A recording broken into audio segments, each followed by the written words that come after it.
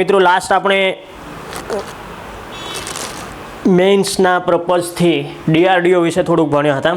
DRDO basic, એની સ્થાપના ક્યારે થઈ, એના મિશનો, અને એમાં આપણે જે ઇન્ટિગ્રેટેડ ગાઇડેડ મિસાઇલ સંકલિત પ્રોગ્રામ હતો એના વિશે જોયું હતું.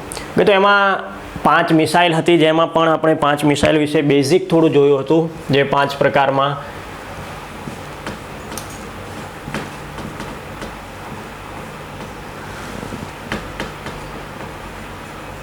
પૃથ્વી, અગ્નિ, ત્રિશૂલ, આકાશ અને નાગ. કે જેમાં પૃથ્વી મિસાઇલના 3 અલગ અલગ વર્ઝન છે એના વિશે જોયું. અગ્નિ મિસાઇલ કુલ 5 વર્ઝન છે એના વિશે જોયું.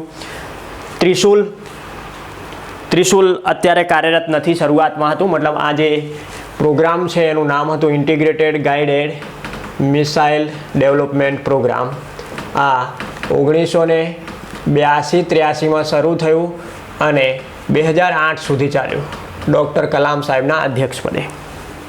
તેમાં પૃથ્વી, અગ્નિ, ત્રિશૂલ, આકાશ અને નાગ એમ કુલ 5 મિસાઇલ નિર્માણ કરવાનો આનો હેતુ હતો, જે 2008માં પૂર્ણ થયો. પણ આ એક મિસાઇલ છે ત્રિશૂલ, જેની આ બંને મિસાઇલ આપણે આગળ જોઈ ગયા કેવી છે, સરફેસ ટુ એર મિસાઇલ, મતલબ જમીન ઉપરથી હવામાં મારક ક્ષમતા ધરાવતી મિસાઇલ છે. તો ત્રિશૂલ મિસાઇલ માત્ર 9 કિલોમીટર રેન્જ ધરાવતી હોવાથી આમાં થોડા ફેરફાર કરવામાં આવ્યા અને ત્રિશૂલની જગ્યાએ ઓપ્શનમાં શું આવી ગયો, બરાક, જેની આપણે ઓલરેડી ચર્ચા કરી છે. બરાક સિવાય સ્પાઈડર મિસાઇલની ચર્ચા કરી છે કે બરાક 8 છે, સ્પાઈડર છે, જે ઓલરેડી ઇઝરાયલ પાસેથી આપણે ખરીદેલી હતી. કે તો આ ઇઝરાયલની ટેકનોલોજી છે, ભારતમાં નિર્માણ થાય છે પણ ટેકનોલોજી કોની છે, ઇઝરાયલની. આના પછી આકાશ મિસાઇલ વિશે પણ જોયું હતું. આની રેન્જ છે જુદી જુદી. આકાશના 3-4 વર્ઝન છે. 30 કિલોમીટરથી જુદા જુદા વર્ઝનમાં 90 કિલોમીટર સુધી ઉપલબ્ધ છે આકાશ મિસાઇલ. અને આ આકાશ મિસાઇલની અંદર જે રડાર હોય છે એ રડારનું નામ છે રાજેન્દ્ર. રાજેન્દ્ર રડાર DRDO દ્વારા નિર્માણ કરેલી સ્વદેશી રડાર છે. કે તો આકાશ મિસાઇલ કેવી છે, તો સરફેસ ટુ એર મિસાઇલ છે, એટલે કે જમીનથી હવામાં મારક ક્ષમતા ધરાવતી. 30 થી 90 આકાશ S1, S2, 1S એ રીતે અલગ અલગ વર્ઝન છે અને એ ઓલરેડી કાર્યરત છે. એના પછી આવે છે નાગ. મિત્રો આ છેલ્લા વર્ષમાં બહુ ચર્ચામાં રહી છે, મતલબ કહી શકાય તો 2 થી 3 વર્ષથી આ ચર્ચામાં છે નાગ મિસાઇલ, જેને આપણે ATM મિસાઇલ પણ કહીએ, anti tank missile.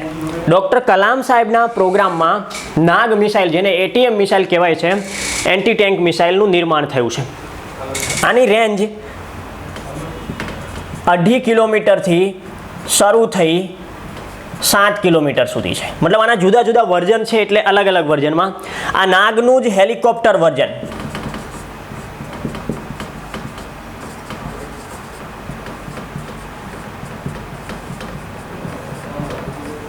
Helina missile, કે હેલિના મિસાઇલનું પરીક્ષણ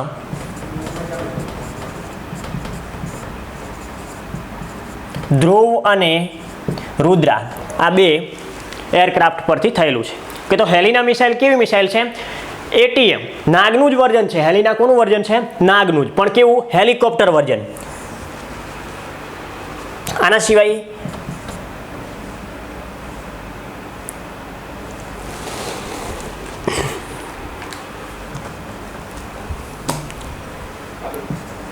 LCH લાઇટ કોમ્બેટ હેલિકોપ્ટર પણ ભારતીય સ્વદેશી જે HL કંપની બનાવે છે એના ઉપરથી આનું પરીક્ષણ થાય છે. કે તો હેલિના મિસાઇલની રેન્જ છે 7 કિલોમીટર.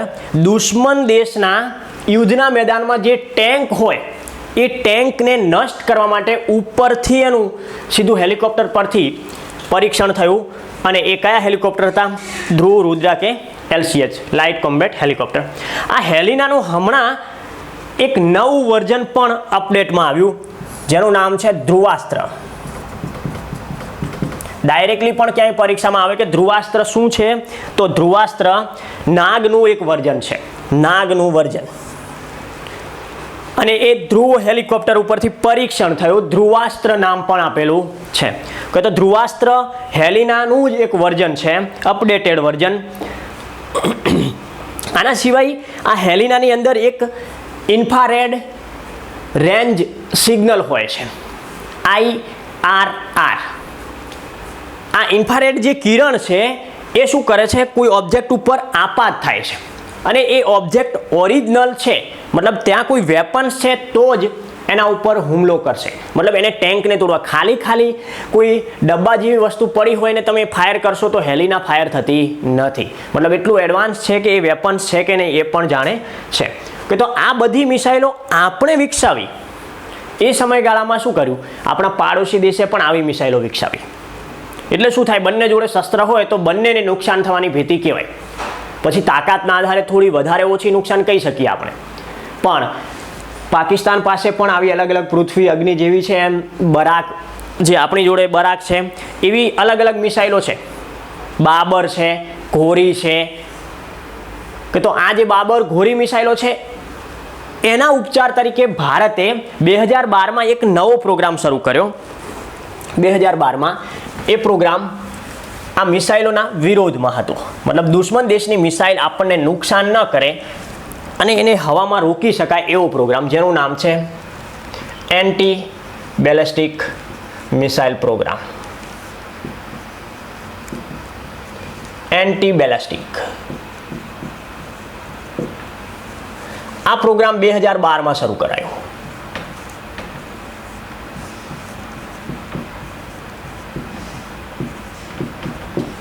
દુશ્મન દેશની જે બેલાસ્ટિક મિસાઇલો હોય એમને રોકવા માટેનો આ પ્રોગ્રામ હતો. તો એન્ટી બેલાસ્ટિક મતલબ બેલાસ્ટિક મિસાઇલને રોકવાની છે. આપણે આગળ જોઈએ તો ક્રૂઝ અને બેલાસ્ટિક બે પ્રકાર છે. એમાં ક્રૂઝ એકદમ સમાંતર હોય, બેલાસ્ટિક વાતાવરણની બહાર જઈ અને પછી વાતાવરણમાં આવે છે. કે તો આના પણ બે પ્રકાર છે.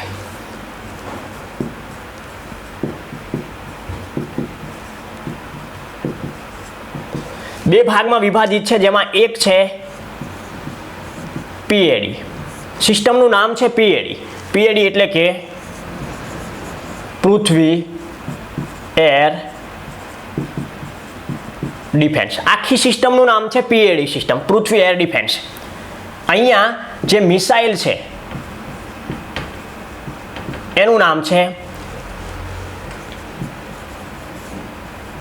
પ્રદ્યુમન અને રડારનું નામ છે રાજેન્દ્ર.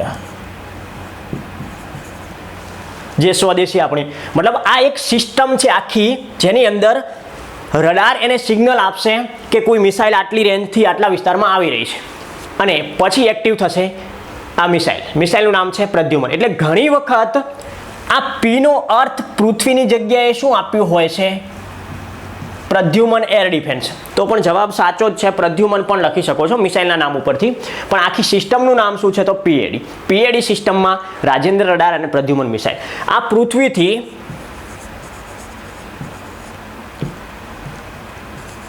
80 કિલોમીટર ઊંચાઈ પર, એટલે કે વાતાવરણની બહાર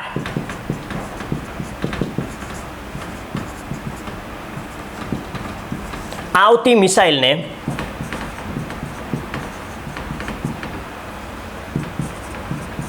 ડિટેક્ટ કરે છે. પૃથ્વીના વાતાવરણની બહારના આપણે શરૂઆતમાં કહ્યું હતું તમને કે બેલાસ્ટિક મિસાઇલ છે એ કઈ રીતે પાથ દર્શાવે છે, આમ પરવલયાકાર. A ટાર્ગેટથી B ટાર્ગેટ અને આટલા સુધી કોઈ વાતાવરણ છે તો એ વાતાવરણની બહાર જઈ અને પછી વાતાવરણમાં એન્ટ્રી કરે છે.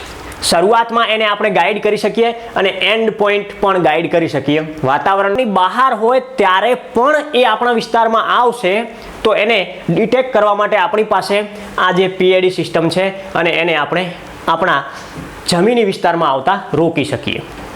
હજુ આના પરીક્ષણો ચાલુ છે, ક્લિયરલી આ ફોર્સમાં સામેલ થઈ ગઈ નથી. કે આ બેલાસ્ટિક મિસાઇલ છે એ જ્યારે વાતાવરણથી જમીન વિસ્તાર તરફ આવશે ત્યારે એના ઉપર ગુરુત્વ પ્રવેગનું પ્રમાણ વધશે, તાકાત વધશે, જેનાથી એની ઝડપ છે એ ઉત્તરોત્તર શું થાય છે, વધે છે. અને ઝડપ વધવાથી આપણી આ જે રાજેન્દ્ર રડાર છે એ એને ડિટેક્ટ કરી શકતી નથી. તો એવા સમયે નવી એક ટેકનોલોજી છે advance air defence, advance air defence system. આ સિસ્ટમમાં પણ એવું જ છે. મિસાઇલનું નામ છે અશ્વિન અને રડાર સ્વોર્ડફિશ. આ સ્વોર્ડફિશ રડાર ઇઝરાયલની છે.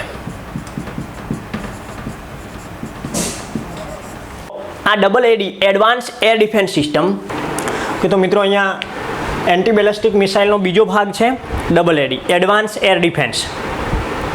એડવાન્સ એર ડિફેન્સ સિસ્ટમનું નામ છે. આ આખી સિસ્ટમ છે જેની અંદર શું હોય છે તો મિસાઇલ અને સાથે સાથે રડાર, મતલબ એ મિસાઇલને પોતાના ટાર્ગેટ ઉપર પહોંચવા માટે સંપૂર્ણ ટાર્ગેટનું કેલ્ક્યુલેશન કરી અને યોગ્ય ટાર્ગેટ આપે છે. કોણ આપે છે? રડાર.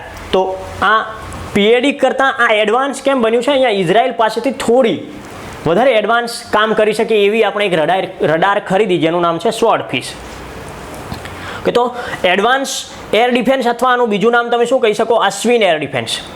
આનું કામ શું હશે તો પૃથ્વીના વાતાવરણમાં, મતલબ જે વાતાવરણથી ફરીવાર એન્ટ્રી કરશે જ્યારે બેલેસ્ટિક મિસાઇલ પર્વલયાકાર વાતાવરણમાં આવશે ત્યારે શું થશે? એની ઝડપ વધી જશે અને ઝડપ વધી જાય તો એને ડિટેક્ટ કરવી આપણી રડારની બહુ મુશ્કેલ કામ હતું. એટલે આપણે રાજેન્દ્ર રડાર રહ્યું છે જે વાતાવરણમાં 25થી 35 કિલોમીટર ઊંચાઈ પર હશે, મતલબ જમીન સપાટીથી 25થી 35 કિલોમીટર ઊંચાઈ પર હશે ત્યારે આ રડાર ડિટેક્ટ કરી અને આપણી જે મિસાઇલ છે એને સિગ્નલ આપશે અને આપણા ટાર્ગેટથી અંદાજિત 400 કિલોમીટર દૂર હશે ત્યાં સુધી આ મિસાઇલ કામ કરી શકશે. કે તો આ બંને પ્રોજેક્ટ અત્યારે કાર્યરત છે, હજુ સુધી ફોર્સમાં સામેલ થયા નથી. આવું તમે એક બીજું પણ જોયો છે, એક એન્ટી સેટેલાઇટ મિસાઇલ આપણે ગયા વર્ષે એસેટ મિસાઇલ,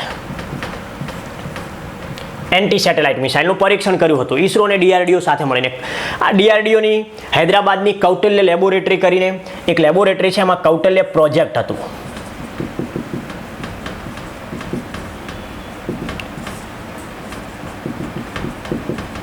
હૈદરાબાદની લેબમાં આ નિર્માણ થઈ હતી. કૌટિલ્ય પ્રોજેક્ટ અંતર્ગત ડીઆરડીઓએ નિર્માણ કર્યું હતું અને ઈસરોએ એને પ્રક્ષેપણ કરી હતી. એન્ટી સેટેલાઇટ મિસાઇલ, આવી મિસાઇલનું કામ શું છે તો જમીન ઉપરથી એ મિસાઇલ નીકળે છે ને અવકાશમાં જે પોતાની સ્પીડ ઉપર વહન થઈ રહેલા સેટેલાઇટને તોડી શકે એવી મિસાઇલ છે.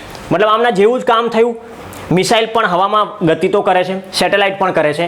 તો એન્ટી સેટેલાઇટ શું કરશે? દુશ્મન જ્યારે આપણા ઉપર સેટેલાઇટથી નજર રાખવાની કોશિશ કરશે તો એવા સમયે આપણે આવી મિસાઇલથી એ સેટેલાઇટને નષ્ટ કરી શકવા સક્ષમ થઈ ગયા. ભારત આવું સેટેલાઇટ એન્ટી સેટેલાઇટ મિસાઇલ બનાવનાર દેશોમાં 4થા નંબરનો દેશ બની ગયો. મતલબ આ કામ કોણે કરેલું છે? અમેરિકા, રશિયા અને ચીન, આ 3 દેશોએ કરેલું છે. એના પછી 4થો દેશ ભારત આમાં એન્ટ્રી કરી ગયું. એન્ટી સેટેલાઇટ મિસાઇલ કે તો આ પણ એક પ્રકારનું બેલેસ્ટિકની જેમ એ દુશ્મનને જ નષ્ટ કરતો શસ્ત્ર છે અવકાશમાં.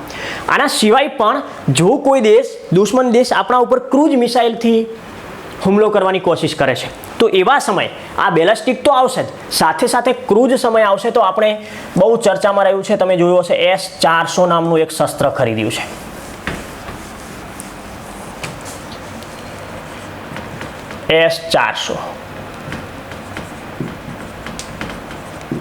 S-400 ટ્રાયમ્ફ કહેવાય છે. આ શું છે તો surface to air missile, SM missile. Air defence system પણ આને કહી શકો છો. Air defence system. આ કયા દેશનું છે તો રશિયાનું. રશિયા પાસેથી આપણે S-400 ખરીદીએ છીએ. કે તો S-400 ટ્રાયમ્ફ આખું નામ છે, સરફેસ ટુ એર મિસાઇલ પણ કહેવાય છે. એર ડિફેન્સ સિસ્ટમ, આ મિસાઇલ ભારત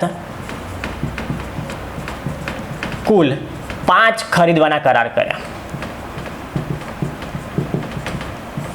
રશિયા પાસેથી આપણે ખરીદવાના 21-22 સુધી આ બધા સિસ્ટમ આપણા સુધી મતલબ સપ્લાય થવાની શરૂ થઈ જશે. તો આ S-400 વિશ્વની સૌથી ઘાતક ડિફેન્સ સિસ્ટમ પૈકીની છે.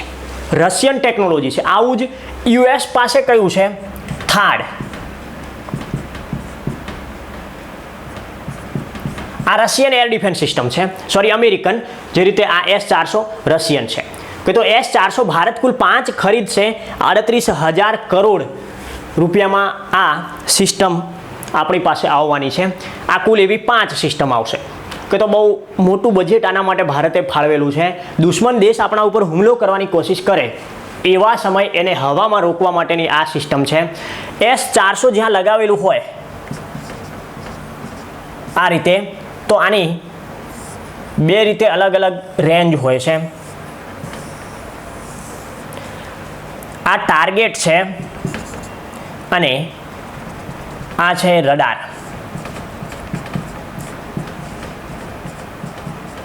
મતલબ દુશ્મનને 600 કિલોમીટરથી ડિટેક્ટ કરવાની શરૂઆત કરશે, પણ આની પાસે જે મિસાઇલ રહેલી છે એ કુલ 4 પ્રકારની મિસાઇલ છે.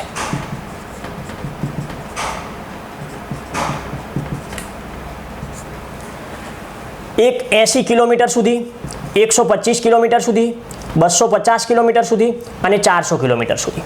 કે તો કેટલો નજીક ટાર્ગેટ છે એના આધારે મિસાઇલ આ સિસ્ટમ પોતાની જાતે જ ટાર્ગેટ ઉપર હુમલો કરશે. કે તો આ 4 મિસાઇલ મેક્સિમમ રેન્જ કેટલી છે? 400 કિલોમીટર.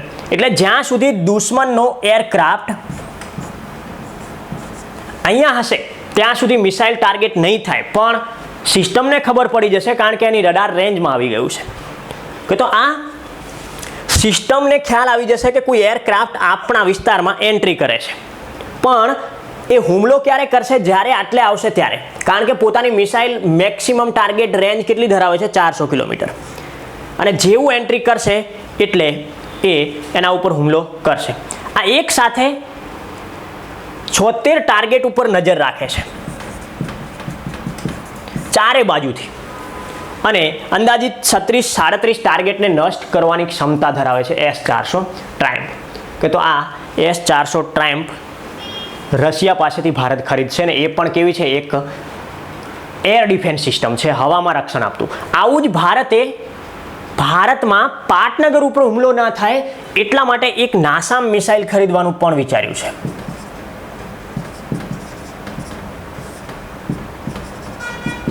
એર ડિફેન્સ US પાસેથી 30 કિલોમીટર રેન્જ, અને દિલ્હીનું રક્ષા કવચ. દિલ્હીનું શું કહેવાય છે? રક્ષા કવચ પણ કહેવાય છે. તો નાસામ્સ એર ડિફેન્સ સિસ્ટમ અમેરિકા પાસેથી ભારત ખરીદી રહ્યું છે. આ માત્ર દિલ્હી ઉપર, ભારતના પાટનગર ઉપર હવાઈ હુમલો ન થાય એના માટેની એક સિસ્ટમ છે, પણ આ સિસ્ટમને પણ શું કહેશો? Air defence system. આ નોર્વેજિયન અથવા નેશનલ પણ કહી શકો. Norwegian advance surface to air missile system આખું નામ છે. N for Norwegian, A for advance, S for surface air missile system. US પાસેથી ભારત ખરીદશે. કિંગ્સબોર્ન એરોસ્પેસ નામની કંપની આનું નિર્માણ કરે છે.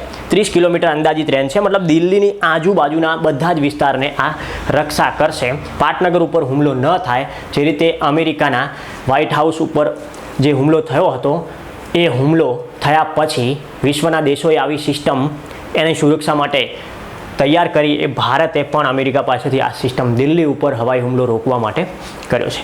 કે તો આ મિસાઇલ સિસ્ટમ છે જે આપણે આગળના લેક્ચરમાં પણ ભણ્યા, અને અહીંયા હવે કેટલીક કરંટ મિસાઇલો છે જે આપણે ISRO ભણી ગયા પછી, ISROનું બેઝિક ભાગ ભણી ગયા પછી બંનેનું કરંટ કમ્બાઈન કરીને ભણશું.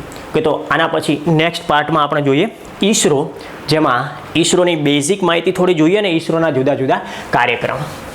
કે તો આના કરંટ ભાગમાં કરંટ મિસાઇલો છે.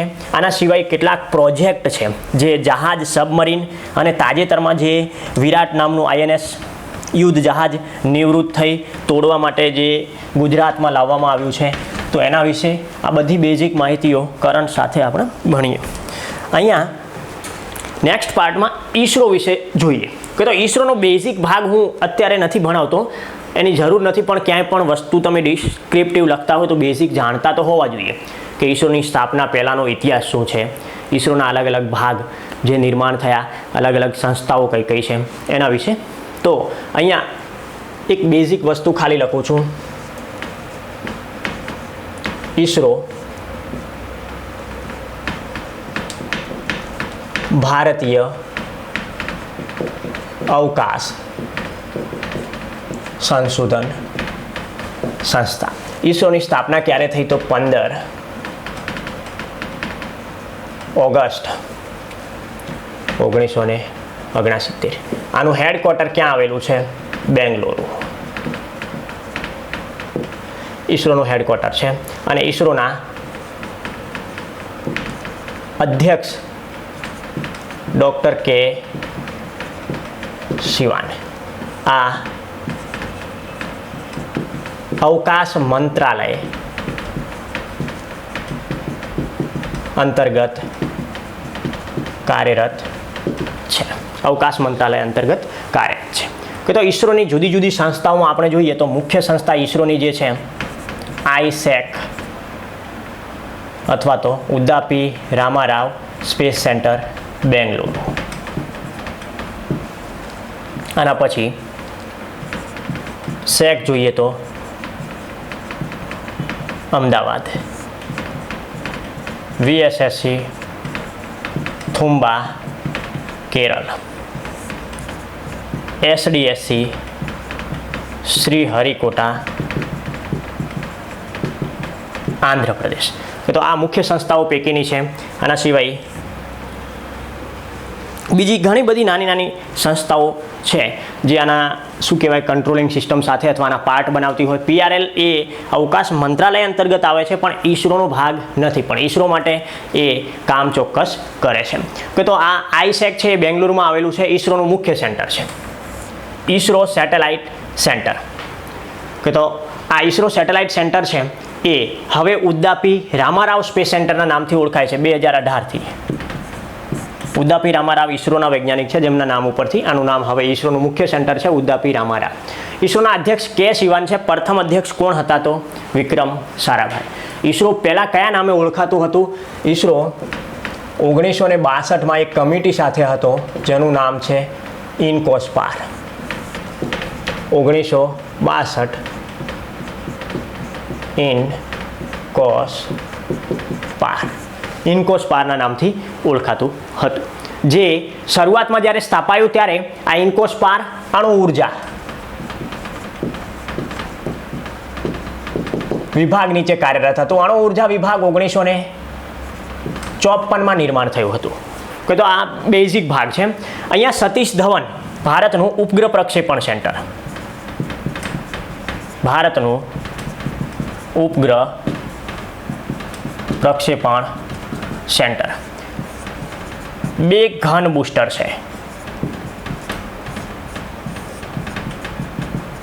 સૌથી મોટું ઘન બૂસ્ટર SDSCમાં છે. ભારતનું સૌથી મોટું ઘન બૂસ્ટર. મતલબ આનું કામ શું છે?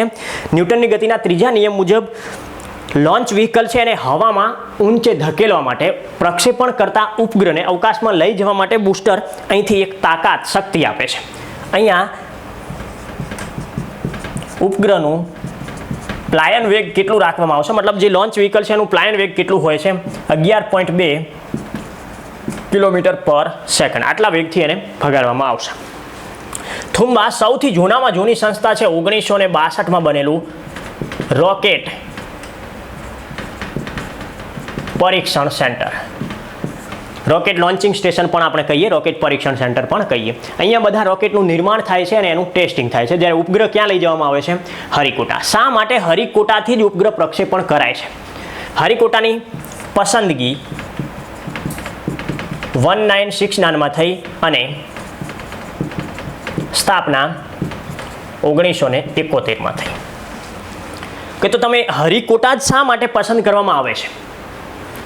લાસ્ટ એક્ઝામો લેવાય એમાં GPSCએ પણ આ 10 માર્કમાં પૂછેલું છે હરિકોટા. તો મતલબ તમે આમ જોતા હશો, આમ ભારતીય વિસ્તાર છે, અહીંયા ક્યાંક VSSC છે અને એનાથી આમ સાઈડમાં જોઈએ તો અહીંયા ક્યાંક SDSC છે. અહીંયાથી વિષુવવૃત્ત પસાર થાય છે.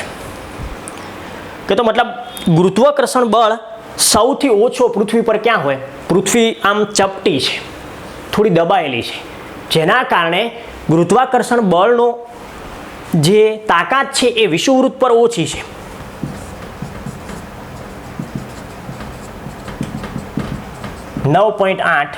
મીટર પર સેકન્ડ. જ્યારે આ જ વસ્તુ ધ્રુવો પર જાઓ તો કેટલી થાય છે? 9.98 મીટર પર સેકન્ડ. મતલબ ગુરુત્વ પ્રવેગ છે અથવા પૃથ્વીનું જે ગુરુત્વાકર્ષણ બળ છે, જેને કેન્દ્રગામી બળ કહીએ છીએ, એની સૌથી ઓછી તાકાત ક્યાં હશે? વિષુવવૃત્ત પર. એટલે આપણે વિષુવવૃત્ત ઉપરથી આમ કોઈને ધક્કો લગાવશો તો એનું જે ગુરુત્વ પ્રવેગ છે એ ઓછું લાગશે. એટલે હંમેશા કોઈ પણ સેન્ટર ક્યાં હોવું જોઈએ? વિષુવવૃત્તની નજીક. બરાબર, એક પોઈન્ટ છે. એસડીએસસીની પસંદગી શા માટે થઈ? તો પહેલો પોઈન્ટ શું લખશું કે વિશ્વના કોઈ પણ સેન્ટર બનાવતા પહેલા ઉપગ્રહને પ્રક્ષેપણ કરવાનું છે, મતલબ પૃથ્વીના કેન્દ્રથી દૂર ધકેલવાનું છે. તો એવા સમયે એને ગુરુત્વ પ્રવેગની અસર ઓછી થાય, ગુરુત્વાકર્ષણ બળ એના ઉપર વધારે પ્રભાવ ન કરી શકે, એટલા માટે જ્યાં ગુરુત્વ પ્રવેગ ઓછો હોય એવા વિસ્તારમાં સેન્ટર બનવો જોઈએ. એટલે કે વિષુવવૃત્તની એકદમ નજીક હોવો જોઈએ. સૌથી નજીક કયો છે વિષુવવૃત્તની? ફ્રેન્ચનો ગુયાના સેન્ટર એક્ઝેક્ટલી વિષુવવૃત્ત ઉપર આવેલો છે. અને વિશ્વમાં સૌથી વધારે જો કોમર્શિયલ સેટેલાઇટ પ્રક્ષેપણ કરતો હોય તો આ ફ્રેન્ચ ગુયાના સેન્ટર છે, જેનું કદાચ રોકેટનું નામ તમે જાણતા હશો, એરિયન રોકેટ. ભારત પણ બહુ મોટા મોટા ઉપગ્રહ ત્યાં છોડાવે છે. સિમ્પલી ભારતનું તમે જુઓ, સૌથી ભારે ઉપગ્રહ છે 5854 કિલોગ્રામ વજન ધરાવતું GSAT-11. એનું પ્રક્ષેપણ ક્યાંથી કર્યું? ફ્રેન્ચ ગુયાનાથી. ઓકે, તો પહેલો પોઈન્ટ છે કોઈ પણ સેન્ટર વિષુવવૃત્તની નજીક હોવો જોઈએ. તો ફરીવાર પ્રશ્ન છે, VSSC અને SDSC, આ બંનેમાં તો VSSC નજીક હતું, તો શા માટે SDSCની પસંદગી થઈ? VSSC અને SDSC બંને પોઈન્ટમાં શા માટે SDSCની પસંદગી થઈ? કે તો એ પોઈન્ટ જોતા પહેલા એક ત્રીજો પોઈન્ટ એવો પણ હોવો જોઈએ કે આજુબાજુનો વિસ્તાર એકદમ ખાલી હોવો જોઈએ. કોઈ પણ સેન્ટરની તમે પસંદગી કરો છો તો એમાં જે રોકેટ છે એ બહુ ભારે હોય છે. એક સિમ્પલ ઉદાહરણ, ભારતનું જે GSLV Mark 3 છે, બાહુબલી, એનું પોતાનું ખુદનું વજન કેટલું છે? 630 ટન. એનો મતલબ અંદાજે એક સાઈડ 200 હાથી રાખો અને એક સાઈડ રોકેટને મૂકો, એટલું વજન છે. હવે આ 200 હાથી જો અવકાશમાંથી નીચે પટકાય ને નીચે કોઈ જીવસૃષ્ટિ હોય તો શું થાય? નુકસાન. એટલા માટે આ સેન્ટરની પસંદગી એવી રીતે કરો કે એની આજુબાજુ શું હોવું જોઈએ? એકદમ ખુલ્લો વિસ્તાર હોવો જોઈએ, કાં તો રણ વિસ્તાર કાં તો દરિયા કિનારો. તો બંનેને લાગુ પડે છે દરિયા કિનારો. રણ વિસ્તાર શા માટે પસંદ કરવો ના જોઈએ? કારણ કે ત્યાં વ્હીકલ માટે જે કમ્પોનેન્ટ છે એ લાવવા અને મૂકવા, આટલા ભારે હેવી કમ્પોનેન્ટ લાવવા અને મૂકવા માટેનો રસ્તો માત્ર તમારે બનાવવો પડશે એક માર્ગીય, મતલબ જમીની રસ્તાથી શક્ય બને છે અને એ પણ મુશ્કેલ છે. જ્યારે આ સેન્ટરો દરિયા કિનારે હશે તો મોટા મોટા શિપ અથવા જહાજ દ્વારા આવા તાત્કાલિક ધોરણે ઇન્સ્ટ્રુમેન્ટ ટ્રાન્સપોર્ટ કરી શકાય. એટલે સેન્ટર કાં તો ખુલ્લા રણ વિસ્તારમાં હોવું જોઈએ કાં તો દરિયા કિનારે. તો આ બંનેને દરિયા કિનારો લાગુ પડે છે. બંનેને દરિયા કિનારો લાગુ પડે છે. કે તો આ દરિયા કિનારો બંનેને લાગુ પડે છે, છતાં પણ વિષુવવૃત્તની નજીક કોણ છે? VSSC. છતાં પણ SDSCને જ શા માટે પસંદગી કરી? કે તો SDSC કેમ પસંદ કરવામાં આવ્યું છે? તો વિક્રમ સારાભાઈ સ્પેસ સેન્ટર કરતાં સતીશ ધવન સ્પેસ સેન્ટરમાં 0.5 કિલોમીટર પર સેકન્ડ આટલું કુદરતી બળ લાગે છે અહીંયા. આ 0.5 કિલોમીટર પર હવર છે, સોરી સેકન્ડ નહીં પણ હવર. આટલી તાકાત કુદરતી રીતે લાગે છે. મતલબ અહીંયા VSSC થી તમે પ્રક્ષેપણ કરો છો અને SDSC થી કરો છો તો SDSCમાં કુદરતી કોઈ એવી શક્તિ છે વિસ્તારના ભાગમાં જેનાથી એ રોકેટને હવાથી ઉપર તરફ ખેંચે છે, જમીનથી ઉપર તરફ. અને એ તાકાતના કારણે વૈશ્વિક સ્તરે આ ચર્ચિત સેન્ટર છે વિશ્વમાં. આ એક એનું સૌથી અલગનું છે જેને વૈશ્વિક સ્તરે પણ કહી શકાય કે સતીશ ધવન સ્પેસ સેન્ટર એ પોતે કુદરતી શક્તિ ધરાવે છે. અવકાશમાં જ્યારે પ્રક્ષેપણ થાય તો એ રોકેટને કુદરતી રીતે 0.5 કિલોમીટર પર હવરનું પુશઅપ મળી રહ્યું છે અને જેના કારણે એ જે ગતિ કાપે છે એમાં એને ઝડપમાં વધારો થાય છે. સાથે સાથે ઉત્તર ભારતની કેમ પસંદગી નથી થતી? ઉત્તર ભારતનું જે જમીની સ્ટ્રક્ચર છે એકદમ નબળું છે. થોડું પણ કંપન થાય તો સીધું ત્યાંથી પથ્થર તૂટવા લાગશે, ભૂસંકલન શરૂ થઈ જાય છે. થોડું પણ કંપન, મતલબ તમે જુઓ ઉત્તરાખંડમાં એ બાજુ ભૂકંપ આવે તો પથ્થરો તૂટીને નીચે આવે છે. જ્યારે આ સામાન્ય વસ્તુ જો દક્ષિણ ભારતમાં હોય તો દક્ષિણ ભારતના પર્વતીય વિસ્તાર ખૂબ મજબૂત છે, જેના કારણે ત્યાં કંપન થાય તો એને જમીની સ્ટ્રક્ચર છે એને નુકસાન થતું નથી. કંપનની વાત કેમ કરું છું તો અહીંયા જે રોકેટ હશે એ જ્યારે પોતાના લોન્ચ પેડ પરથી ઉડાન ભરશે ત્યારે ત્યાં બહુ તીવ્ર કંપન થશે અને એવા કંપન વિસ્તારમાં જો જમીની સ્ટ્રક્ચર નબળું હોય તો બધું ભૂસંકલન થઈ અને તૂટી પડશે. આવું ન થાય એટલા માટે ઉત્તર ભારતની પસંદગી ન કરતાં શાની પસંદગી કરવામાં આવી? દક્ષિણ ભારત.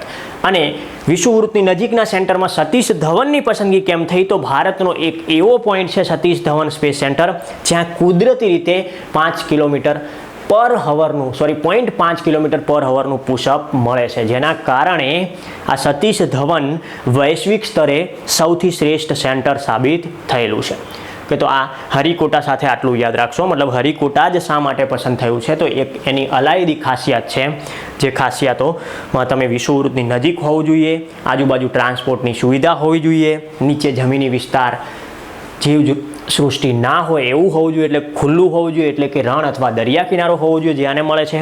ઉત્તર ભારત કરતાં દક્ષિણ ભારતનું ભૌગોલિક સ્ટ્રક્ચર જમીની રીતે બહુ મજબૂત હોવાથી દક્ષિણ ભારતની પસંદગી થયેલી છે અને એમાં પણ સતીશ ધવન સ્પેસ સેન્ટરની પસંદગી એક ચોક્કસલી શક્તિના કારણે થયેલી છે.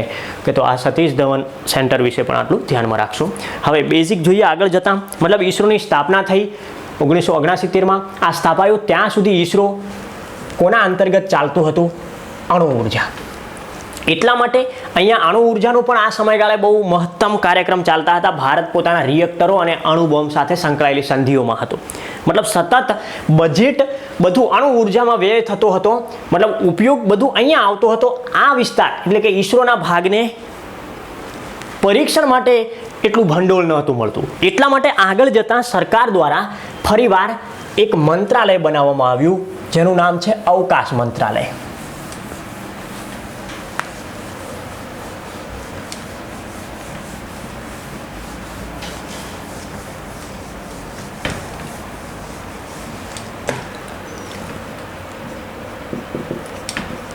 પીએમઓના અંડરમાં 2 મંત્રાલય ચાલે છે,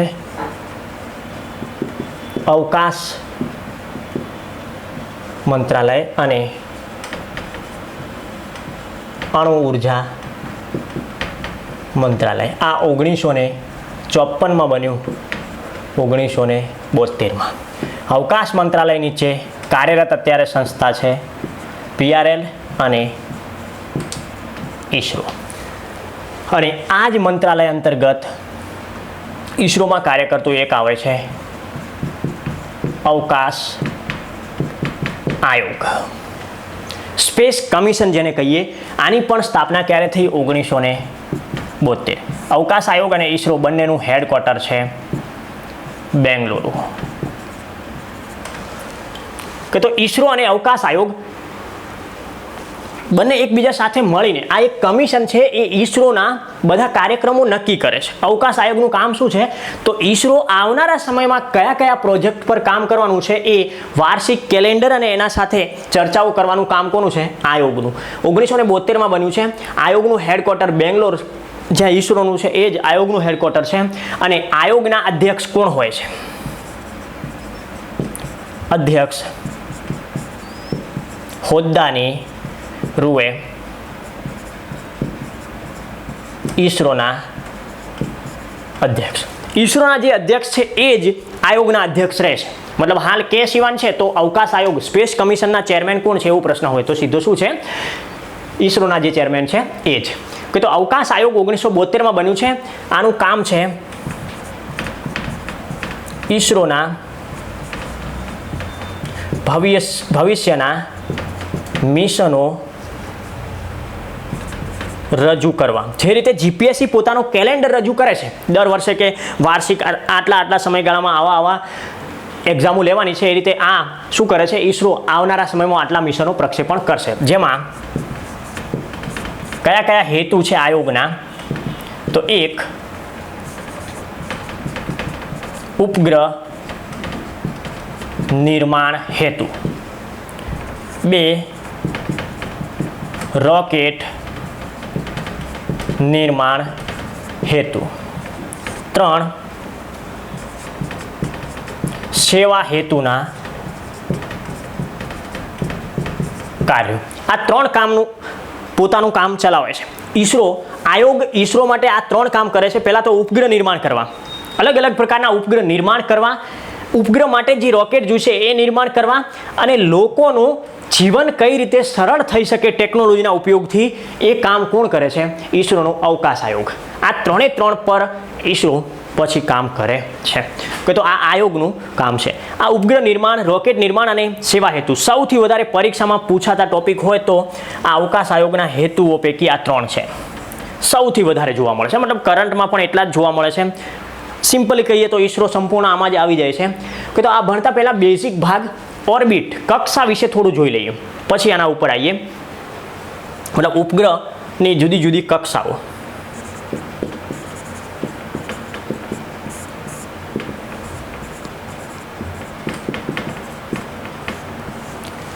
ઓર્બિટ્સ. તો આ 3 કક્ષાઓ વિશે આપણે બેઝિક ભણવાનું છે. પછી આ આયોગના મિશન વિશે ભણીએ.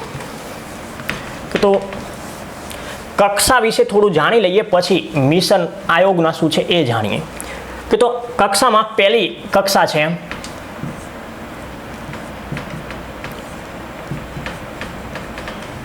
લો અર્થ.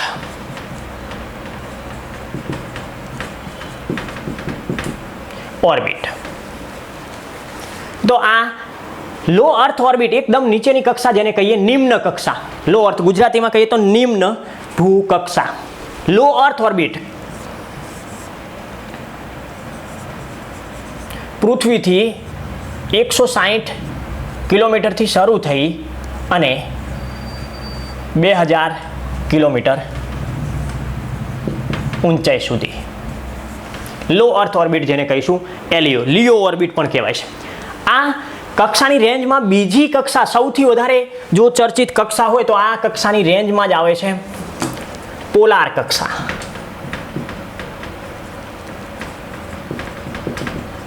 જેને આપણે કહીએ ધ્રુવીય કક્ષા. આ ધ્રુવીય કક્ષા કેટલાથી કેટલા વચ્ચે હોય છે? 600 થી 1000 કિલોમીટર. અને અહીંયા આપણે IRS શ્રેણીના ઉપગ્રહ છોડીએ.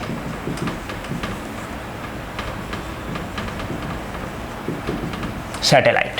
ધ્રુવીય કક્ષા. તો ધ્રુવીય કક્ષા મૂળ કોનો ભાગ છે? લો અર્થ ઓર્બિટનો ભાગ છે, પૃથ્વીથી એકદમ નીચેની રેન્જમાં. આ ધ્રુવીય કક્ષામાં બીજો પણ એક આવે છે SSPO, સન સિંક્રોનસ પોલાર ઓર્બિટ. સૂર્યને ધ્યાનમાં રાખીને એક ઓર્બિટ છે, મતલબ ઉપગ્રહ સતત સૂર્ય ઉર્જા મેળવી શકે એ રીતે એનું એંગલ એવો ગોઠવવામાં આવે કે જેનાથી સૂર્ય સતત એને ઉર્જા આપી શકે. મતલબ સિમ્પલી તમે જુઓ તો આની રચના જોવા જઈએ તો આ પૃથ્વી છે. પૃથ્વીની આજુબાજુ આમ કોઈ સેટેલાઇટ મૂવ કરી રહ્યું છે. તો આ સેટેલાઇટ જે છે એ અને સૂર્ય એ આમ એકદમ લાઇનમાં રહેશે તો અહીંયા રહેલી વસ્તુ હશે એ સ્પષ્ટ જોઈ શકાય. આનો બીજો હેતુ શું છે કે આવી કોઈ વસ્તુ છે, અહીંયા કોઈ બિલ્ડિંગ છે અને અહીંયા કોઈ વ્યક્તિ ઊભેલો છે, તો જો ત્રાસો તમે આમ સૂર્ય હશે અને આપણો સેટેલાઇટ અહીંયા હશે તો આ ત્રાસો હોવાના કારણે અહીંયા આનું શું જોવા મળશે? પડછાયો. આ બિલ્ડિંગનો પણ અહીંયા પડછાયો જોવા મળશે, જેના કારણે જે ઇમેજ આવશે, ફોટા આવશે, એની ચારે બાજુ ઝાંખી બીજી ઇમેજ આવશે, એટલે સ્પષ્ટીકરણ નહીં થઈ શકે.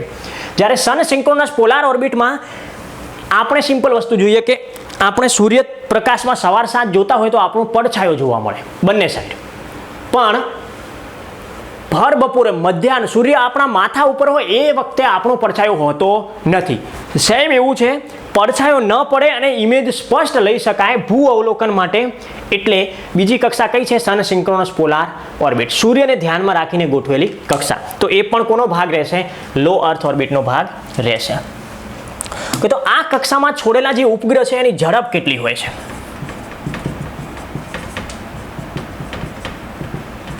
8 કિલોમીટર પર સેકન્ડ. 8 કિલોમીટર પર સેકન્ડ. અને આમનો પરિભ્રમણ સમય કેટલો હોય છે? તો 90 મિનિટથી 120 મિનિટ અથવા તો 2 કલાક. મતલબ 24 કલાકમાં 2 કલાકે એક ચક્ર પૂર્ણ થાય તો 12 ચક્ર, 90 મિનિટે હશે તો 15 ચક્ર. તો આ 24 કલાકમાં અંદાજિત 12 થી 15 ચક્ર લગાવશે પૃથ્વીની આજુબાજુ. હવે પોલાર એટલે શું છે? પોલારને આપણે શું કહીએ? ધ્રુવ. એટલે કે આ પૃથ્વી હોય, સિમ્પલી અહીંયા દર્શાવું છું, તો આને આપણે ઉત્તર ધ્રુવ કહીએ, આને દક્ષિણ ધ્રુવ. તો જે ઉપગ્રહ આમ મૂવ થતા હોય ઉત્તર દક્ષિણ, એ ધ્રુવીય કક્ષામાં મૂવ થાય છે એવું કહેવાશે. ઉત્તરથી દક્ષિણ તરફ તો એ ઓર્બિટ હશે અને એમનું પરિભ્રમણ સમયગાળો કેવો હશે? 90 થી 120 મિનિટ. મતલબ આખો દિવસ પૃથ્વી પર સતત ભારત ઉપર નજર રાખવા માટે સતત મોનિટરિંગ કરશે. તો આ ઉપગ્રહનો મોટા ભાગે અહીંયા જે હોય છે એ ઉપગ્રહ ભારત કયા છોડે છે? IRS શ્રેણીના ભૂ અવલોકન માટે, ભૂમિના નિરીક્ષણ માટે. દૂર સંવેદી ઉપગ્રહ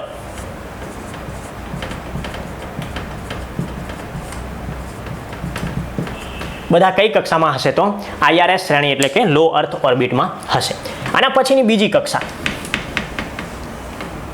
મતલબ અહીંયા આપણે બીજા દૂર સંવેદી ઉપગ્રહમાં કયા? એક સિમ્પલ ઉદાહરણ લઉં તો એસ્ટ્રોસેટ. આ ભારતની એક વેધશાળા છે.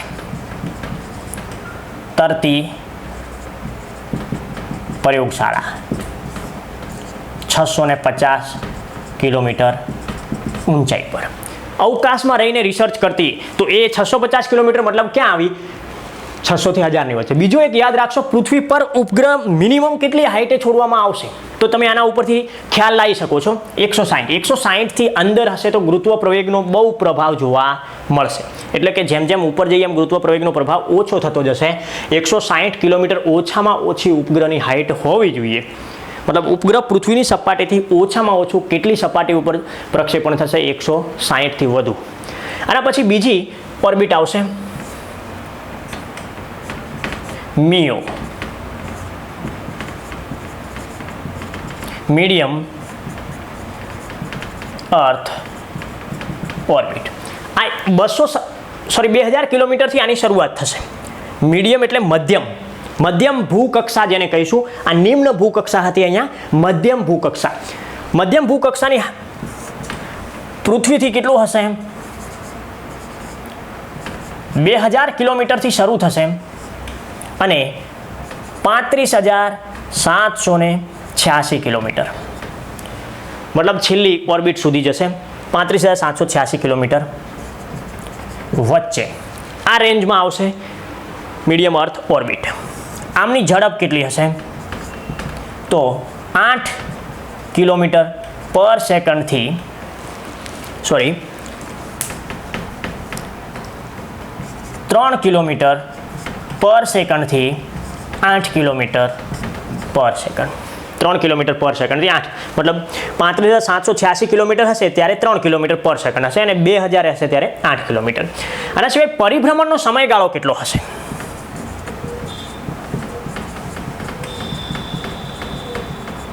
પરિભ્રમણનો સમયગાળો છે 120 મિનિટ, એટલે કે 2 કલાકથી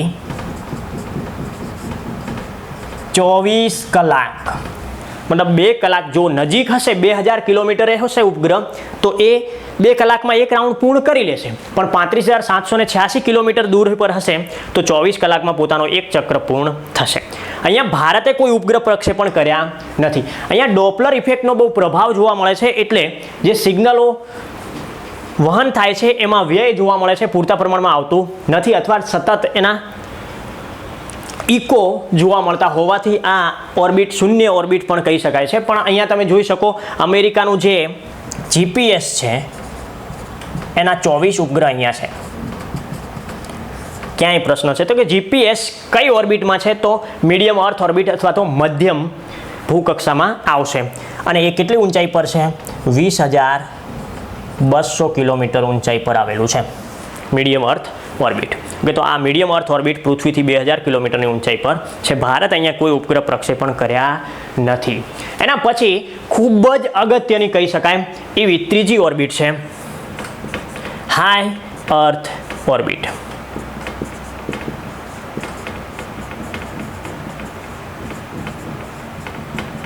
હાઈ અર્થ ઓર્બિટ કે તો આ ઉચ્ચ ભૂકક્ષા પણ કહેવાશે. નિમ્ન ભૂકક્ષા, મધ્ય ભૂકક્ષા અને ઉચ્ચ. હાઈ અર્થ ઓર્બિટ જેની હાઇટ ક્યાંથી શરૂ થશે તો 35,886 થી વધારે, 35,786 કિલોમીટરથી વધુ ઊંચાઈએ, મતલબ 36,000, અંદાજિત 36,000 કિલોમીટરની ઊંચાઈએ આ ઉપગ્રહ હોય છે. આવું ક્યાંક લખેલું હોઈ શકે, અંદાજે 36,000 કિલોમીટર. કે તો આ 35,886 છે. આ હાઈ અર્થ ઓર્બિટ કહેવાશે. અહીંયા ઝડપ કેટલી હોય છે ઉપગ્રહની? ઝડપ 3 કિલોમીટર પર સેકન્ડ, જે અહીંયા દર્શાવી છે 35,886 થી. અને પરિભ્રમણનો સમયગાળો કેટલો હશે તો 24 કલાક. આ બીજી એક કક્ષાના નામે ઓળખાય છે. આને શું કહેવાય છે? વિષુવવૃત્ત કક્ષા. વિષુવવૃત્તીય કક્ષામાં શું હશે? જે રીતે પોલાર કક્ષામાં ઉપર નીચે છે એ રીતે વિષુવવૃત્તમાં આજુબાજુ જોવા મળશે. મતલબ સિમ્પલી અહીંયા આપણે દર્શાવીએ.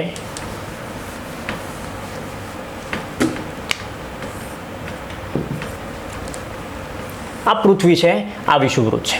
તો વિષુવવૃત્તમાં આ રીતે જે મૂવ થતું હોય વિષુવવૃત્ત ઉપર એ વિષુવવૃત્તીય કક્ષા કહેવાશે. હવે અહીંયા માની લો કે ભારત છે, વિષુવવૃત્ત સહેજ ઉપરના ભાગમાં. આ સેટેલાઇટ છે. આ બંને વચ્ચેની દૂરી છે એ કેટલી છે? અંદાજિત 36,000 કિલોમીટર, એટલે કે 35,886 જેટલી. કે તો હવે આની ઝડપ કેટલી છે? 24 કલાક. અને ભારત પૃથ્વી પણ પોતાનો એક ચક્ર સંપૂર્ણ રીતે ફરીને પૂર્ણ કરતા કેટલો સમય લે છે? 24 કલાક. મતલબ આમ બંને ગોઠવાયેલા છે. આ પૃથ્વી પર ભારતની નિશાની છે, અહીંયા સામે ઉપગ્રહ છે. તો પૃથ્વી પોતાનો સંપૂર્ણ એક રાઉન્ડ પૂર્ણ કરતા કેટલો સમય લે છે? 24 કલાક. ઉપગ્રહને પણ કેટલો સમય લાગે છે? 24 કલાક. એટલે સતત એકબીજાની સામે જ રહેશે, સહેજ પણ મૂવ નહીં થાય. એટલે સતત આ ઉપગ્રહ ભારત પર મોનિટરિંગ કરશે. કે તો એ પૃથ્વી પરથી આપણે એવું જાણીએ છીએ કે પૃથ્વી અહીંથી જોતા કેવી દેખાય છે? સ્થિર. કે તો આ ઉપગ્રહ છે એ પૃથ્વી પરથી જોતા કેવા દેખાશે? સ્થિર. એટલે વિષુવવૃત્ત કક્ષાનું બીજું નામ શું કહેવાય છે? ભૂસ્થિર કક્ષા.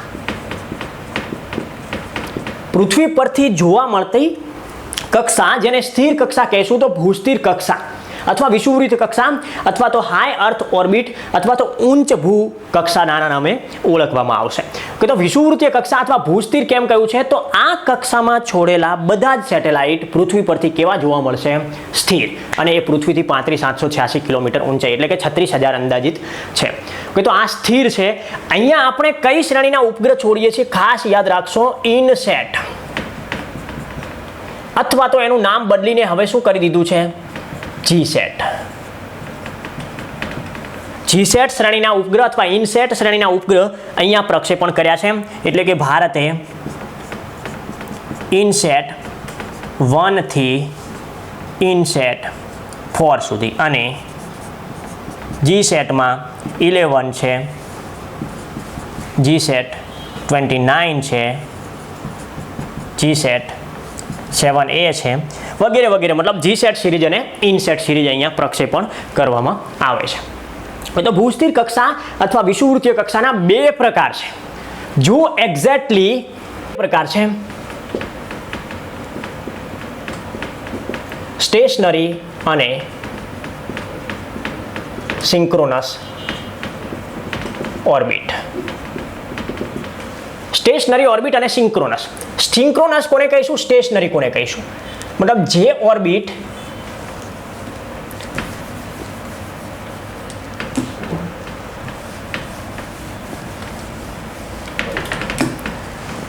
અહીંયા એક ઓર્બિટ દર્શાવું છું અને એક બાજુમાં દર્શાવું છું. આ વિષુવવૃત્ત છે. એક્ઝેક્ટલી વિષુવવૃત્તની આમ ઉપર નીચે ચાલતી હોય અને આની સાથે 0 ડિગ્રી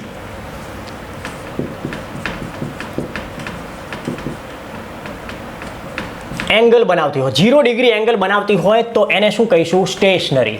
મતલબ ઉપગ્રહ આ રીતે જ મૂવ થતો હોય વિષુવવૃત્ત સાથે 0 ડિગ્રી એંગલે. પણ આ જ વિષુવવૃત્ત સાથે જો કોઈ એંગલ બનાવીને આમ ઉપર અથવા તો આમ નીચે ઓર્બિટમાં મૂવ થતો હોય અને અહીંયા જે એંગલ બની રહ્યું છે વિષુવવૃત્ત સાથે એ એંગલના કારણે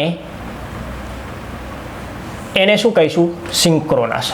કે તો સિંક્રોનસ ઉપર નીચે જોવા મળશે, જ્યારે સ્ટેશનરી છે એ એકદમ વિષુવવૃત્ત ઉપર. હવે અહીંયા સિમ્પલી ભારત વિષુવવૃત્ત ઉપર આવેલું નથી, વિષુવવૃત્તથી થોડા ઉપરના ભાગમાં છે, એટલે ભારત મોટા ભાગે કઈ કક્ષાનો ઉપયોગ કરશે? સિંક્રોનસ ઓર્બિટનો. કે તો ભારતના બધા જ સેટેલાઇટ છે એ શબ્દમાં શું વપરાય છે? સિંક્રોનસ. તમે અહીંયા શબ્દ જુઓ છો જીસેટ, તો આનો અર્થ શું થાય? Jio synchronous satellite. પછી આપણે આ ઉપગ્રહ છોડવા માટે જે રોકેટ વાપરીએ છીએ એનું નામ શું છે? જીએસએલવી. તો જીએસએલવીનું પણ નામ શું છે? Jio synchronous satellite launch vehicle. કે તો આ સેટેલાઇટ છે એ પ્રક્ષેપણ કરવા માટે આપણે કક્ષાઓમાં જોઈએ તો હાઈ અર્થ ઓર્બિટ, લો અર્થ ઓર્બિટ અને મીડિયમ અર્થ ઓર્બિટ છે. આપણે બે કક્ષામાં ઉપગ્રહ પ્રક્ષેપણ કરીએ. લો અર્થ ઓર્બિટ, જેની અંદર સન સિંક્રોનસ અથવા તો પોલાર ઓર્બિટમાં કહીએ છીએ સેટેલાઇટ, જે આપણે ભૂ અવલોકન માટે હોય છે એ સેટેલાઇટ. જ્યારે સંદેશા વ્યવહાર અથવા તો હવામાન અથવા મોબાઈલ કે ટીવી રેડિયો છે એના કોમ્યુનિકેશન માટેના સેટેલાઇટ, એટલે કે આને તમે શું કહેશો? આ ઓર્બિટમાં બીજું અહીંયા એવું પણ લખી શકો, જે રીતે અહીંયા દૂર સંવેદી લખ્યું છે એ રીતે અહીંયા દૂર સંચાર તમે લખી શકો.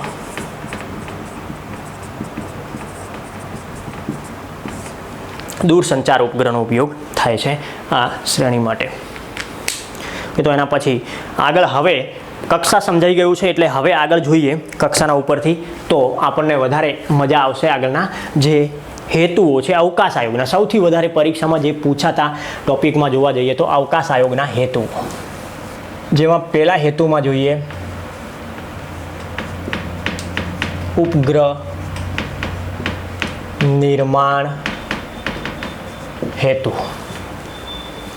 તો ઉપગ્રહ નિર્માણ હેતુ બે પ્રકારના ભારત ઉપગ્રહ બનાવે છે. ઓલરેડી હમણાં આપણે ચર્ચા કરીએ એ પ્રમાણે, એક ઇનસેટ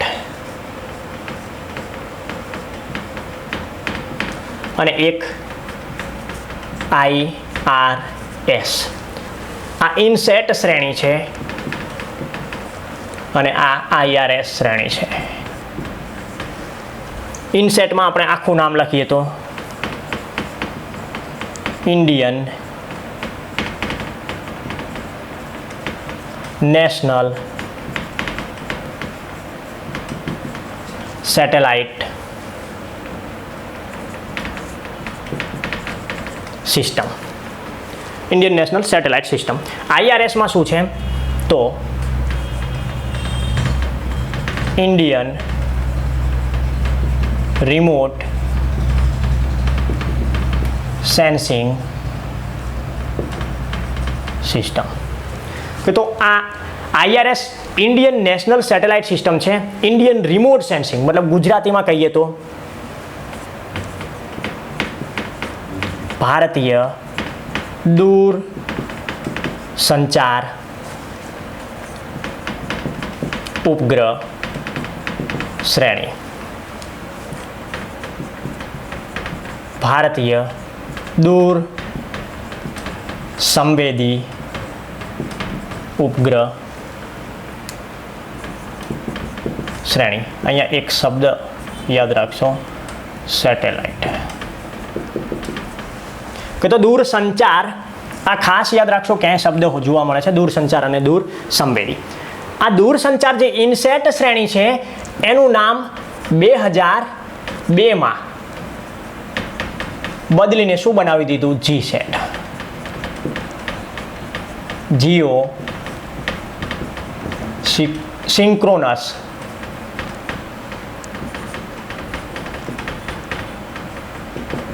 સેટેલાઇટ. હવે જીસેટના નામે ઓળખાય છે 2002થી. કયા નામે? તો જીસેટના નામે ઓળખાય છે 2002થી. કે તો અહીંયા જુઓ ઇનસેટ શ્રેણી અને IRS શ્રેણી બંનેના કમ્પેરિઝન સાથે, મતલબ આપણે ઉપગ્રહ નિર્માણ હેતુ છે એ ભારત મેઇનલી બે હેતુથી ઉપગ્રહ નિર્માણ કરે છે, ઇનસેટ અથવા તો IRS. આ ઇનસેટ શ્રેણીનો વિકાસ કોના મદદથી થયું છે? તો વિકાસ યુએસની મદદથી. જ્યારે IRS શ્રેણીનો વિકાસ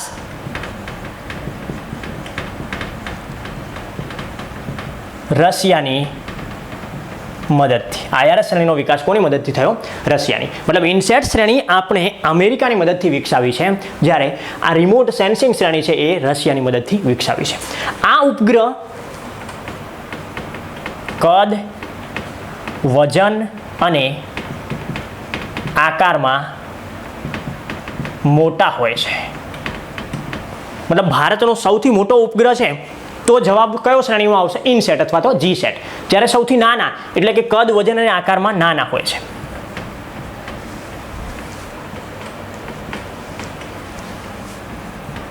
કદ, વજન અને આકારમાં નાના ઉપગ્રહ હોય છે. કે તો અહીંયા સૌથી મોટાની વાત છે, અહીંયા સૌથી નાનાની. સિમ્પલી આપણે જોવા જઈએ તો ભારતનો સૌથી મોટો ઉપગ્રહ GSAT-11 5854 કિલોગ્રામ. ઉદાહરણ. તો આ સૌથી મોટા ઉપગ્રહ પૈકીનો છે. મતલબ અત્યાર સુધીના ભારતના જે ઉપગ્રહ છે એમાં સૌથી મોટો ઉપગ્રહ કયો છે? તો GSAT-11. સેમ અહીંયા શું આવશે? ઉદાહરણ. ભારતનો સૌથી નાનો ઉપગ્રહ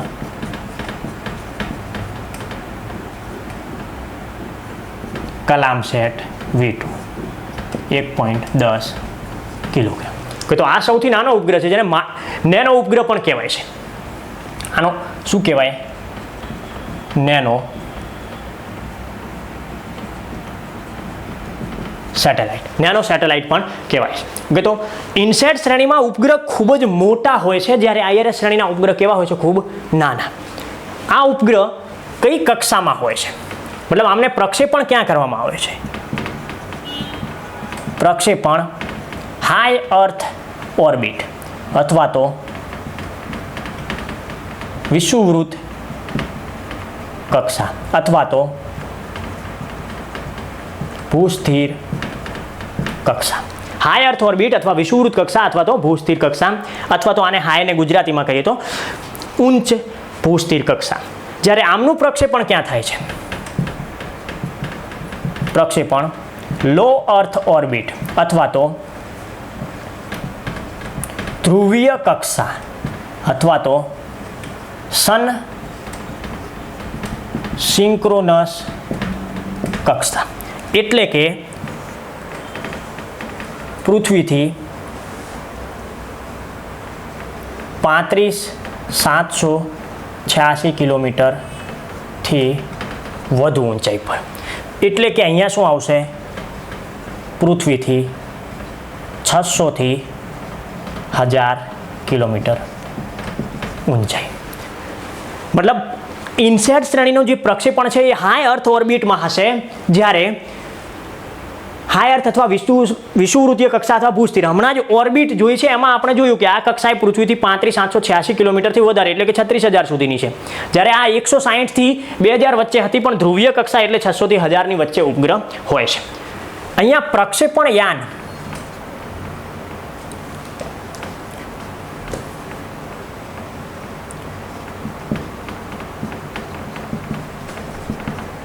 કયા વપરાય છે? તો GSLV. ક્યારેક ઓછા વજનમાં PSLV. મોટા ભાગે GSLV વપરાય છે, પણ વજન ઓછું હોય તો ફ્યુલ ખર્ચ ઓછો થાય એટલા માટે PSLV વપરાય છે. અહીંયા પ્રક્ષેપણ યાન માત્ર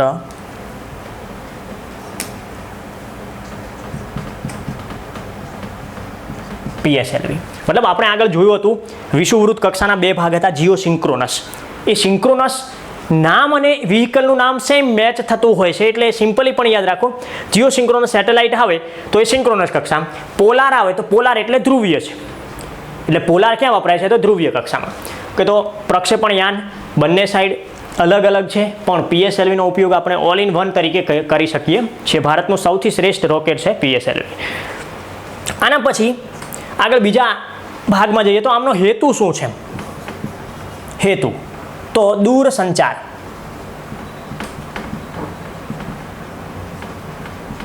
સંદેશા વ્યવહાર, હવામાનની આગાહી અને ચેતવણી વિશે માહિતી. મતલબ દૂરસંચાર, સંદેશા વ્યવહાર અથવા હવામાન સાથે મોસમ વિભાગની માહિતી મેળવવા માટે જે સેટેલાઇટ વપરાય કયા હોય, ઇનસેટ અથવા તો જીસેટ. જ્યારે આનો ઉપયોગ ક્યાં થશે? પ્રક્ષેપણ યાનમાં IRS સેટેલાઇટ હશે તો ભૂ અવલોકન એટલે કે પૃથ્વીના નિરીક્ષણ માટે. ભૂ અવલોકન, જમીનનું નિરીક્ષણ કરવું હોય, મતલબ પૃથ્વીના ફોટા પાડવા.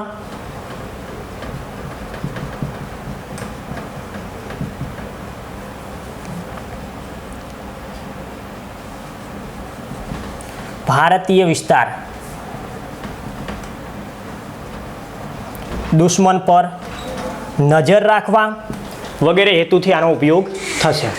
કે તો સિમ્પલી પૃથ્વીના ફોટા પાડવા એટલે એક પ્રકારનું શું છે, પૃથ્વીનું નિરીક્ષણ કરવું. ભૂ અવલોકન માટે આ સેટેલાઇટ વપરાશે. ઇનસેટ શ્રેણી કે IRS શ્રેણી. કે તો બંનેમાં બેઝિક તફાવતમાં બીજો ભાગ, આ સેટેલાઇટનું પરિભ્રમણ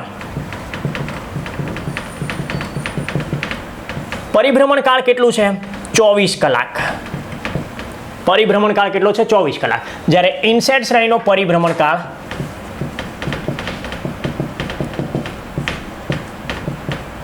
2 કલાક. બંનેનો પરિભ્રમણ કાળ ઓલરેડી આપણે કક્ષામાં જોઈ ગયા, કક્ષા ઉપરથી ખ્યાલ આવી જાય છે. 2 કલાક વધુમાં વધુ છે, અહીંયા 24 કલાક છે. ઇનસેટ શ્રેણી હોય તો 24 કલાકનો પરિભ્રમણ કાળ છે. આ પોતે પરિભ્રમણ કઈ રીતે કરે છે? તો પૂર્વથી પશ્ચિમ, પશ્ચિમથી પૂર્વ કે પૂર્વથી પશ્ચિમ, મતલબ પૃથ્વી સાથે સાથે પશ્ચિમથી પૂર્વ તરફ વહન થશે. જ્યારે અહીંયા આમનું પરિભ્રમણ કઈ રીતે હશે? ઉત્તરથી દક્ષિણ, ઉત્તરથી દક્ષિણ પરિભ્રમણ. અહીંયા ભારતે જે શ્રેણી વિકસાવી છે એમાં જે સેટેલાઇટ છે એ કયા કયા છે? તો એક ઇનસેટ 1.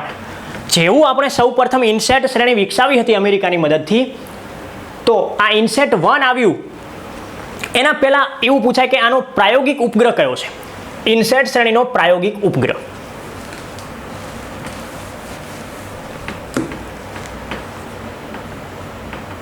પ્રથમ પ્રાયોગિક ઉપગ્રહ તો નામ છે એપલ 1981. પ્રાયોગિક ઉપગ્રહ એપલ 1981માં અમેરિકાની મદદથી ફ્રેન્ચ ગુએના સેન્ટરથી આને પ્રક્ષેપણ કર્યો હતો, પણ નિર્માણ કોની મદદથી કર્યો? અમેરિકાનો. અને પ્રથમ કાર્યરત ઉપગ્રહ ઇનસેટ 1B 1983માં. જ્યારે આ જ શ્રેણીમાં પ્રથમ પ્રાયોગિક ઉપગ્રહ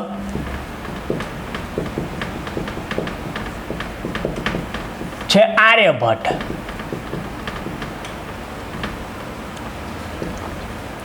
1975 અને કાર્યરત ઉપગ્રહ છે IRS 1A 1988. કે તો મતલબ બંનેમાં કાર્યરત અને પ્રાયોગિક પ્રયોગ માટેનો ઉપગ્રહ અને પછી એના કામથી છોડેલા ઉપગ્રહ. એના પછી ક્રમશઃ આનો જેમ જેમ વિસ્તાર કરતા ગયા એમ ઇનસેટ 1I આવ્યું. આ 1 છે, સોરી, ઇનસેટ 1 મતલબ ઇનસેટ શ્રેણીનો પ્રથમ 1A 1B 1C એ રીતે ચાલ્યું હતું. આની મદદથી આપણે શું કર્યું? તો દૂરદર્શનનો વિકાસ થયો. ઇનસેટની પ્રથમ શ્રેણી જ્યારે શરૂ થઈ ત્યારે દૂરદર્શન આપણી પાસે આવ્યું. કે દૂરદર્શન જે બ્લેક એન્ડ વ્હાઇટ ટીવીમાં શરૂઆતમાં ચાલતું હતું એ દૂરદર્શન અહીંયા ઇનસેટ 1 શ્રેણીથી આવ્યું. એના પછી આગળ જતાં ઇનસેટ 2 વિકસાવ્યું. ઇનસેટ 2 એટલે આકાશવાણી રેડિયો.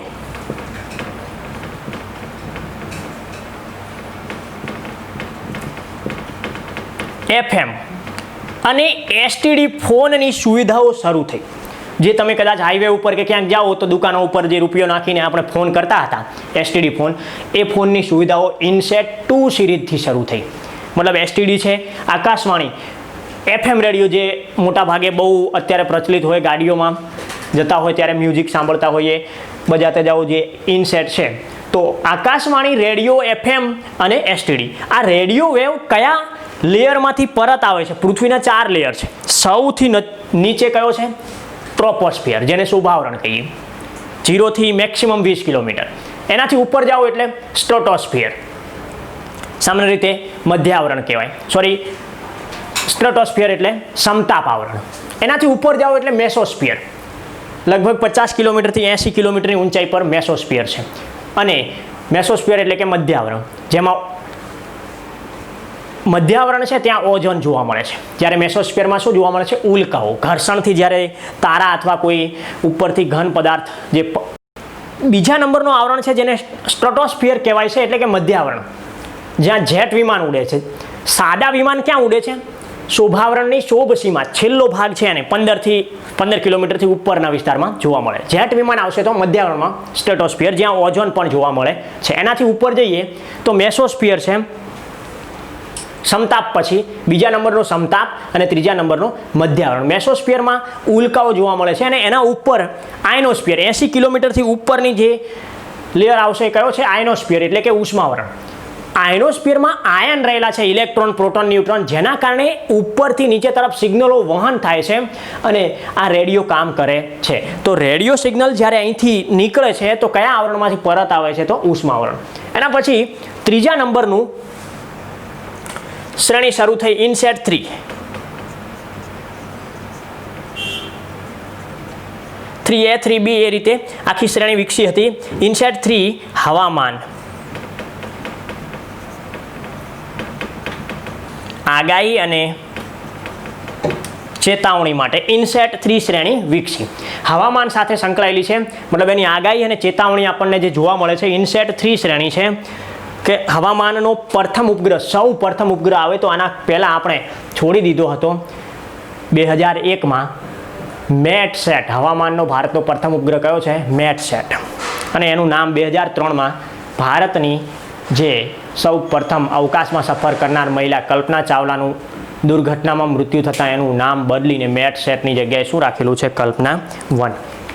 કે તો આ ત્રીજા નંબરની છે આગાહી. અહીંયા ક્યાંય પ્રશ્ન હોય તો એ પણ ધ્યાનમાં રાખશો. હવામાનની આગાહી અથવા ચેતવણી કઈ શ્રેણીમાં શરૂઆત થઈ? તો ઇનસેટ 3. એના પછી ચોથા નંબરની છે ઇનસેટ 4.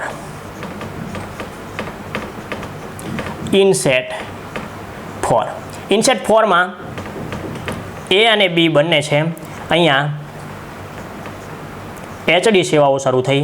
અહીંયા D2H સાથે સાથે, HD સાથે સાથે, VSAT અને સરકારી ચેનલો બધું છે. મતલબ હાઈ ડેફિનેશન અને ટીવીનો જે HD ટીવીનો વિકાસ થયો એ ઇનસેટ 4 શ્રેણીના કારણે થયું છે. કે તો D2H, HD અને VSAT કે વેરી સ્મોલ એપરેચર ટર્મિનલ આ ગ્રામ પંચાયતોમાં જોડાયેલું હોય છે અને સરકારી ચેનલો આના કારણે ચાલે છે. આ પાછળ જતાં 2002માં નામ બદલીને GSAT શ્રેણીના નામે આવી ગયો, જેની અંદર ભારતે GSAT સિરીઝમાં ઉપગ્રહ છોડ્યા. GSATમાં સામાન્ય રીતે આપણે જોઈએ તો GSAT 11, 29, 7A. આ ઇનસેટ શ્રેણીમાં હમણાં તમે જોયું હશે ભારતે ગયા વર્ષે ઇનસેટ 4C ને રિપ્લેસ કરી એની જગ્યાએ શું લાવ્યો? GSAT 30. અને બીજો જ એક ઇનસેટ 4A ને રિપ્લેસ કરી એની જગ્યાએ શું લાવ્યા? તો GSAT 31. કે તો આ જાન્યુઆરી 2020માં જ પ્રક્ષેપણ થયેલું છે. 20નો એકમાત્ર ઈસરોનો પ્રક્ષેપણ હતો GSAT 31. 31 અને 30 બંને સેટેલાઇટ ભારતમાંથી પ્રક્ષેપણ નથી કરાયા, ફ્રેન્ચના ગુએના સેન્ટરથી પ્રક્ષેપણ કરાયા છે. જ્યારે અહીંયા IRS શ્રેણીમાં આપણે જોવા જઈએ તો આની અંદર તો બહુ બધા ઉપગ્રહ છે. સામાન્ય અમુક નામ જોઈએ તો ઇનસેટ શ્રેણી પછી IRS શ્રેણીના ઉપગ્રહ જોઈએ તો કાર્ટોસેટ. કાર્ટોસેટ કુલ 9 શ્રેણીમાં ચાલેલા છે. Cartosat 1, 1A, 1B, 2, 2A, 2B, 2C એમ F સુધી ચાલેલા છે કાર્ટોસેટ. કાર્ટોસેટ ભૌગોલિક બાબત અને નકશા સંબંધી માહિતી માટેનો સેટેલાઇટ છે, પણ કાર્ટોસેટ કઈ શ્રેણીનો છે તો દૂર સંવેદી એટલે કે IRS. આના પછી તમે જુઓ તો એમીસેટ છે, રીસેટ છે, આના સિવાય હાયસીસ છે, જુગનું છે,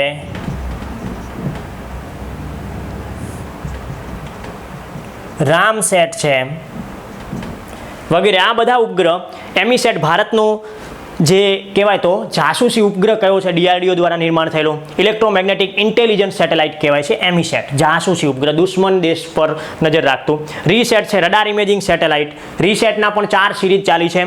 ટૂંક સમયમાં આ રીસેટ હવે ઈસરો મતલબ કદાચ આ મહિનામાં તો ખાસ દિવસો બચ્યા નથી, પણ આવતા મહિનામાં કદાચ શરૂઆતના સમયે PSLVની ઉડાનમાં રીસેટ જશે.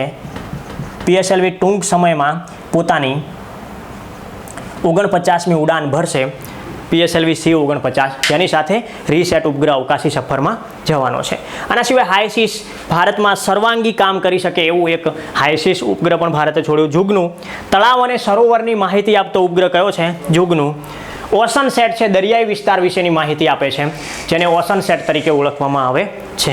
કે તો આ જુદા જુદા સેટેલાઇટ જે ઈસરો બનાવે છે એનો ધ્યેય અથવા હેતુ કોણ નક્કી કરે છે? તો અવકાશ આયોગ દ્વારા નક્કી કરવામાં આવે છે દર વર્ષે કે આવનારા સમયમાં ભારત આવા સેટેલાઇટ બનાવવાના છે. અને સેટેલાઇટની મુખ્ય 2 શ્રેણી છે, ઇનસેટ અને IRS, ગુજરાતીમાં દૂર સંચાર અને દૂર સંવેદી. ઇનસેટ શ્રેણી જે હવે કયા નામે ઓળખાય છે? જીસેટ, અને IRS ઓલરેડી IRSના નામે ચાલે છે.